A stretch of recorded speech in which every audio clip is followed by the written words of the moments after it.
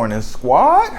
Welcome back to MadMizzy Sports Morning Show, the number one spot for everything sports talk, sports news, sports debate in the morning. Happy Thursday. We got a beautiful rundown today. We're going to go back to Wednesday night and speak on the Golden State Warriors. Steph Curry drops 50 points and the Warriors still lose by 11 points. Is there cause for concern in Golden State? Then I'm going to bring a new topic to y'all every Thursday. MadMizzy NFL Power Rankings, top 5 NFL teams to finish off the NFL season. I'm going to bring that to y'all. And then we got to break down Thursday night football of the Tennessee Titans at the Green Bay Packers. Break down the key matchup and give y'all my prediction of the winner for that game. Let's get right into it, gang. So let's go back to Wednesday night, and Steph Curry went absolutely berserk, treated this game like a playoff game, as I presumed them to be, and they just came out and got smacked in the mouth again in Phoenix, going 0-8 on the road. So that makes the Warriors now, I believe, 6-9 on the season.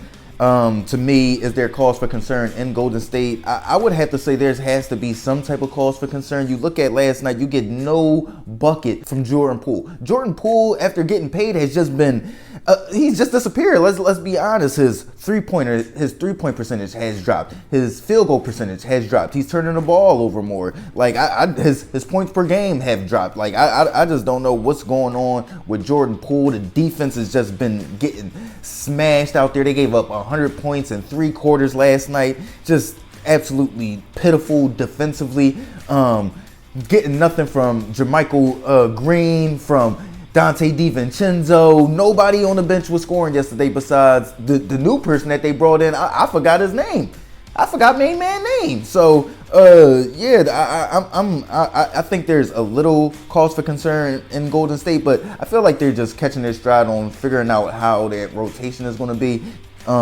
Jordan Poole has to round back into that 6th man of the year type form. They got to get more out of Dante DiVincenzo, Jermichael Green, and then once James Wiseman comes back from the G League, hopefully he matured more and he'll bring more to the floor and more to the table. And then Jonathan Kuminga. I mean, it's a lot of people. I came into the season saying they are so deep, and it's like they not getting nothing from none of them. So they got to work on that. Then they waiting for Klay Thompson to come around. Right now, they staying afloat by Steph Curry and Andrew Wiggins.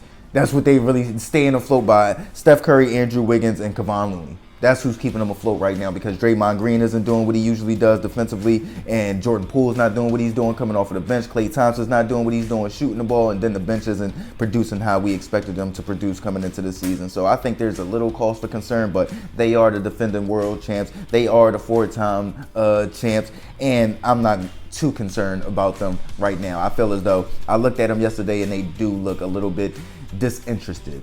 I'm not sure. I believe it's uninterested. Yeah, they looked a little uninterested. So for me, or disinterested. They looked a little disinterested to me. So yeah, I'm not too concerned with the Golden State Warriors, but there is a little cause to say, hold up. Let's move on to a new segment, new topic. My weekly power rankings, MadMizzy NFL Power Rankings, top 5 NFL teams out right now. I'm gonna break this down weekly to finish off the NFL season until we head into the playoff. As we head into the playoffs, let's start it off and get right into it. To me, the top 4 teams in the NFL are pretty clear. It's just about how you want to rank them. To me, I had the toughest time figuring out who I was going to put at 5. For me, I got to go with a team that I like very much, and I'm going to go with the Baltimore Ravens. You just look at them getting healthier in the backfield. They're going to get J.K. Dobbins back. They're going to get Gus Edwards back to pair with Kenyon Drake and then Lamar Jackson. Then you're going to get Mark Andrews back. You got Rashad Bateman out for the year, but I'm expecting more from James Prochet and then Devin Duvernay. So I'm expecting a lot out of the Baltimore Ravens. They don't need too much from Deshaun Jackson if they got Mark Andrews out there doing what he does, James Prochet, and then Devin Duvernay holding down the fort as receivers. You'll just need you'll just need Deshaun to just be some extra speed out there. Like I said, then you're getting JK back, getting Gus Edwards back, and then I like the way their defense has rounded into form after they stumbled up a little bit earlier in the season. At number 4, let's go with the Minnesota Vikings. 8-1 on the year so far. Only lost in Philadelphia to the Philadelphia Eagles, who just lost their first game this past Monday against the Washington Commanders. To me, I just look at the Minnesota Vikings. You got Dalvin Cook, you got Justin Jefferson, Hodgkins, you got Adam Thielen, just so many weapons offensively, defensively. They've always been stout in Minnesota. So I like what they're doing. I didn't put them at the top echelon just because the top teams to me, I think you get a little bit more explosion out of the quarterback position, and defensively you're getting a little bit more turnovers, and the sack rate is a little bit higher out of those other teams. Although Zadarius Smith for the Vikings is a top leading sacker in the NFL right now. So to me, I like what the Vikings are doing, but to me, you just look at only beating the Miami Dolphins 24-16 with Tua Tagovailoa being out was kind of a down play to me. And then you looked at Kirk Cousins in the prime time. Like I said, you got to see Kirk do it in the prime time playoff game, Monday night, Sunday night, Thursday night football. Let's move on. To me, at number 3, I'm going to give it to the Miami Dolphins, the number 1 team in the AFC East right now at 7-3, 2 MVP candidates, or I believe 6-3. They're 6-3 as well. 2 MVP candidates. They're 7-3 or 6-3. I'm not really sure.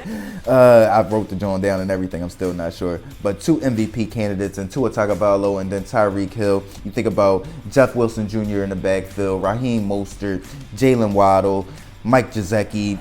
Defensively, they got Melvin Ingram, Bradley Chubb. They're stacked down there in Miami, and then the way that Mike McDaniel is utilizing all that talent and speed is just brilliant. Honestly, he looks like a mini Kyle Shanahan out there. So I love what they're doing down there in Miami. I'm gonna put them at number 3. At number 2, I'm gonna give it to the Philadelphia Eagles. I was split between the top 2 because I really do like the way that the Philadelphia Eagles lost, and I think that is gonna bode well for them because they don't have to think about 17 now, 17-0. Are y'all gonna do it?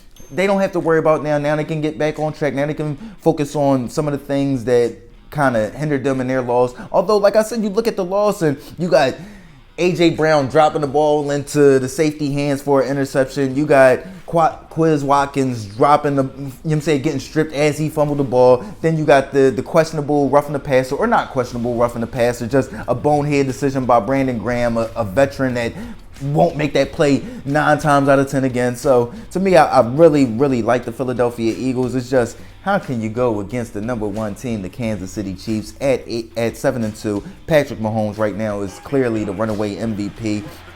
You think about the number 1 offense right now: Eric Bieniemy, Andy Reid, Patrick Mahomes, Travis Kelce. Need I say more? They played in 2 of the last 3 Super Bowls. They won 1 of those Super Bowls.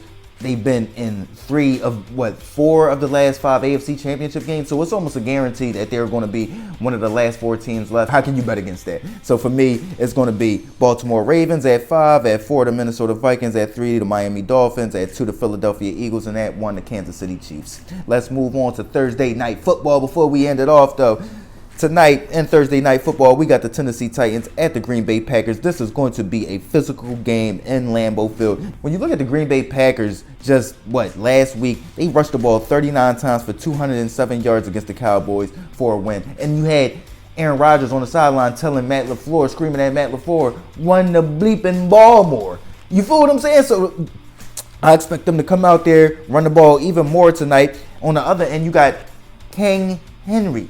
Need I say more? We are going to see a lot of running the football tonight. A lot of ground and pound, a lot of physical football. So to me, I think some big plays are going to be the difference in that, because you're going to get a lot out of A.J. Dillon. You're going to get a lot out of King Henry. You're going to get a lot out of those backs. So for me, when you look at that, you're going to, where are you going to get those? I think the touchdowns versus the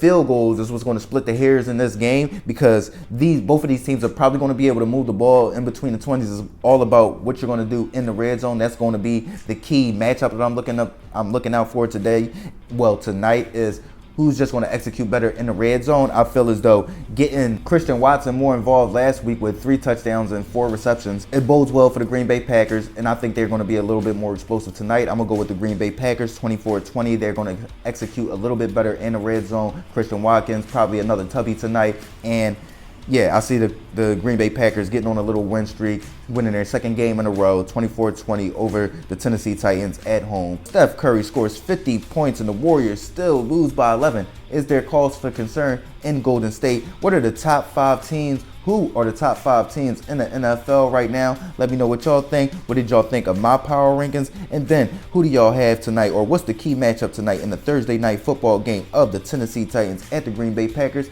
And who do y'all have coming out with the W tonight? Let me know what y'all think. This is MadMizzy Sports Morning Show. Like, comment, share, subscribe, listen, alert. MizzyWorld Entertainment. Gang.